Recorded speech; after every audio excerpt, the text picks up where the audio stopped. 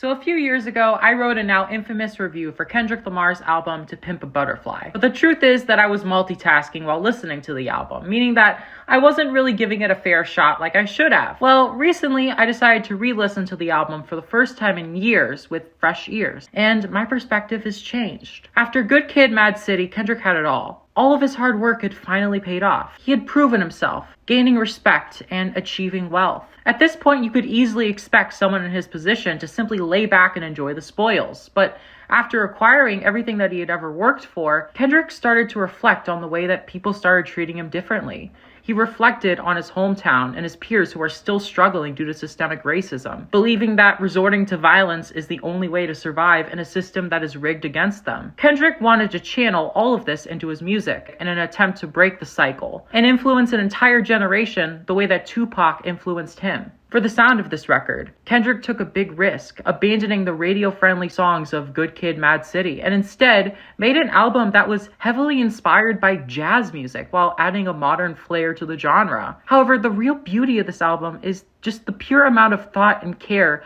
that was put into the storytelling here. This album is truly a journey, and the more you allow yourself to be immersed by it, the more you will be rewarded. If you, like me, disregarded the album at first because you thought it was boring, due to it not sounding the way that you were expecting it to, I would highly encourage you to give it another listen.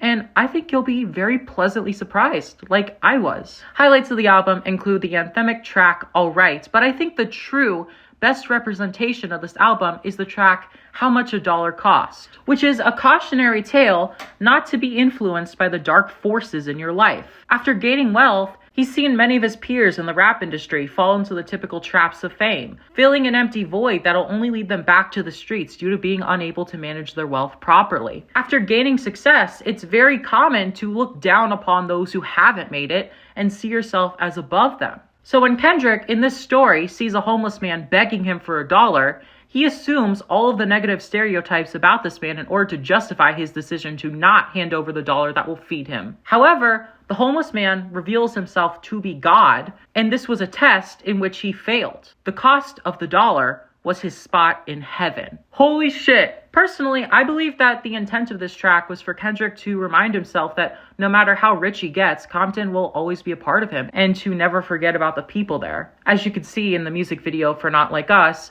he wants to give back to his community and help his people, and this is despite him very well recognizing their flaws, because deep down, he knows that he's no better. Even going as far as to call himself the biggest hypocrite of 2015, revealing that he himself was a part of the culture of violence that he so strongly advocates against, and it led to another black man's death. A truly harrowing revelation, as it's something that clearly still haunts him to this day. And it's clear to me that Kendrick must have a lot of mental turmoil over his position at the top, and whether or not he even deserves it, hiding behind his posturing of being the greatest rapper. And that's not even talking about the closing track of this album. There's so much to talk about, and the truth of the matter is that this album has gotten me to ponder things in a way that no other album has been able to. And yet, somehow, I still feel like I'm only scratching the surface here. And for that reason, I have to do it. I have to give this album a 2 out of 10. April Fools, bitches!